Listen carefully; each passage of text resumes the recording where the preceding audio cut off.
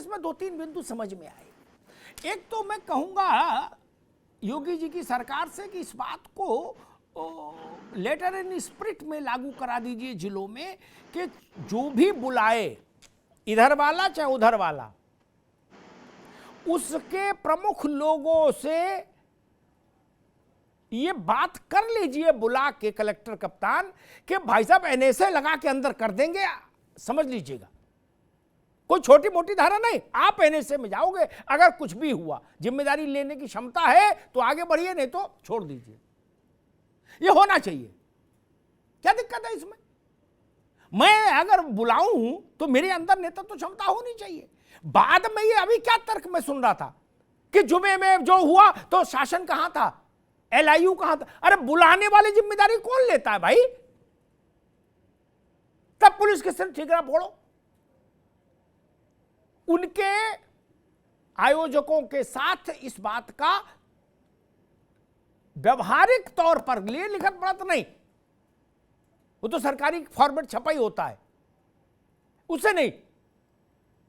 तौकीर रजा साहब बुला रहे हैं तो फिर तौकीर रजा, या अगर बरेली में बवाल हो तो फिर उनके ऊपर वही कार्रवाई हो, और किसी जिले में बजरंग दल में कोई बवाल हो तो वहां का जो जिला अध्यक्ष हो उसको भेजो अंदर। ये तो करना चाहिए। हर आदमी कहता भाई मैं तो डेमोक्रेसी के लिए निकला हूं, तो ये संघर्ष कहां से होता है? हिंदुस्तान ने कोई ऐसे घाव पहली बार सहे हैं?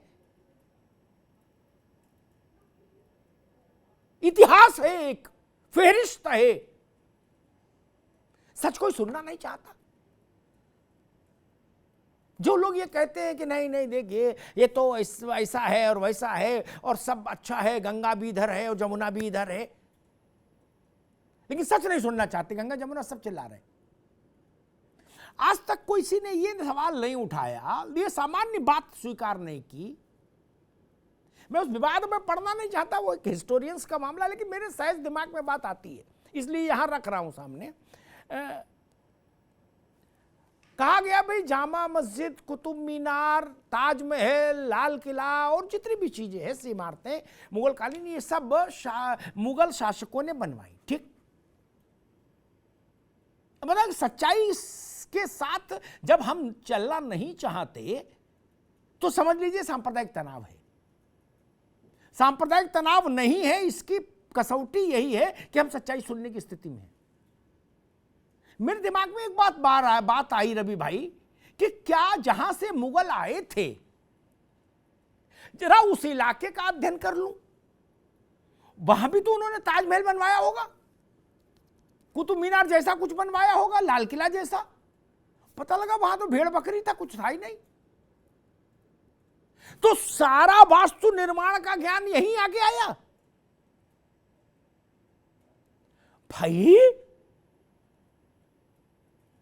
किसी ने कहा रवि पाराशर ग्वालियर के जमींदार है, अच्छा जी, अब यहां इटावा आ गए हैं तो यहां भी कुछ बड़े फार्म हाउस बनवाएंगे। और ग्वालियर में मैं देख के आया कि जो गिम रहे, तो फिर कैसे मान ले?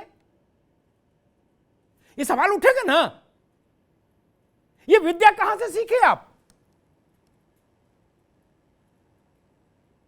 वो पैसा कहां से आया?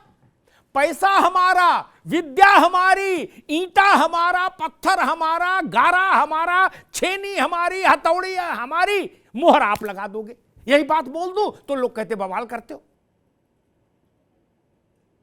बताओ ना भाई, आप जहां से आए, आपके बाबा हुजूर पर बाबा,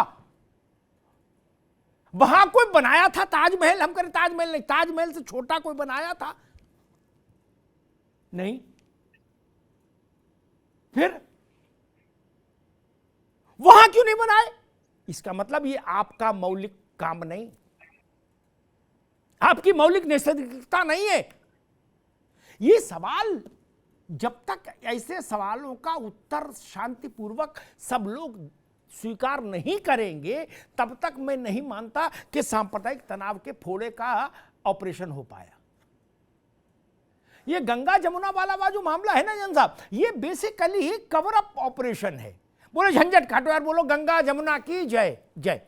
क्या बोले चलो सब लोग सिक्का फेंको गंगा में जमुना में, क्या इससे काम नहीं चलता। मुस्लिम्स में थोड़ा लीडरशिप का क्राइसिस हो गया। बार बार ये जो हम तुरपन कर रहे हैं ना, ये उधर क्यों जाती है? कहीं तो कोई कमी है ना। ये सारा सद्भाव एक छोटा सा आक्रमण नहीं झेल पाता। जो बात रवि बड़सर कह रहे थे कि 57 देशों में चलने में विस्तारित धर्म, आपने देखा कि कम से कम इस देश में इस बात की भी तारीफ होनी चाहिए थी, लेकिन नहीं हुई। उल्टा डिफेंस में आ गए लोग कि भाई चलो बवाल हो रहा है, चलो चुप रहो यार। है, अपनों वालों ने भी डांटा कि अरे यार चुप रहो, आप लोग बवाल मत करो। क्या मेरी बात को शायद रवि पाराशर, राजेश चौधरी दोनों समझ गए होंगे। हैं, जैन साहब के डोमेन की नहीं, आप दोनों के डोमेन की तो है ही। अपने वालों ने भी डांटा, चुप रहो, बवाल नहीं करो। अभी ज्ञान वापी में एक संरचना का प्राकट्य हुआ रवि बाबू,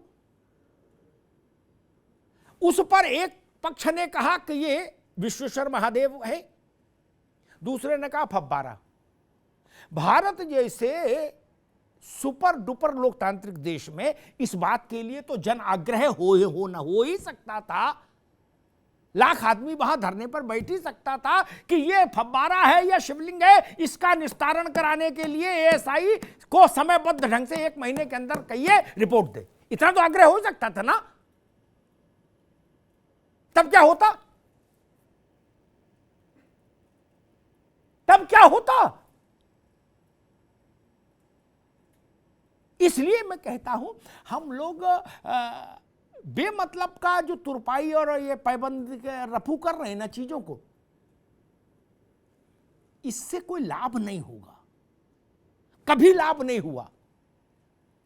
गणेश शंकर विद्यार्थी की कुर्बानी के बाद क्या लाभ हुआ कानपुर को? बताइए, अभी जो हुआ बताइए। उसी शहर में गणेश शंकर विद्यार्थी जैसी महान आत्मा का ने देश की सांप्रदायिक सद्भाव की वेदी पर अपने प्राण आहूत कर दिए थे। हमारे कुलगोत्र के थे गणेश शंकर जी, पत्रकार। हमने क्या सीखा उनसे? और जन्म का भी मसला नहीं, दाऊद भी इसी देश में पैदा हुआ था। दाऊद को विदेश में पैदा हुआ था? नहीं ना। जिन्ना भी यहीं पैदा हुए थे, लियाकत अली भी यहीं पैदा हुए थे। इसलिए मैं कहता हूं, अभी उत्तर प्रदेश का जो माहौल है उसमें मेरी राय ये बनती है कि अगर संभव हो तो सभी पक्षों के धार्मिक आयोजनों को, कुछ साल बड़े आयोजनों को कुछ समय के लिए मुलतवी किया जाए। अमन सबसे कीमती चीज है, शांति सबसे कीमती चीज है। वो रहेगी तो बाकी चीजें आ जाएंगी।